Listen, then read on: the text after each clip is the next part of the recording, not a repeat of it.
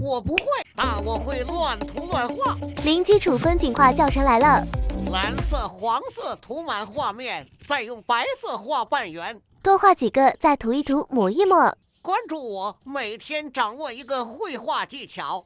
红色涂出屋顶，白色涂出墙体，房屋就画好了。加上大大小小的方形，然后用绿色画圆，不停叠加。深绿色继续画圆叠加，最后用浅绿提亮，加上树干树枝，大树就画好了。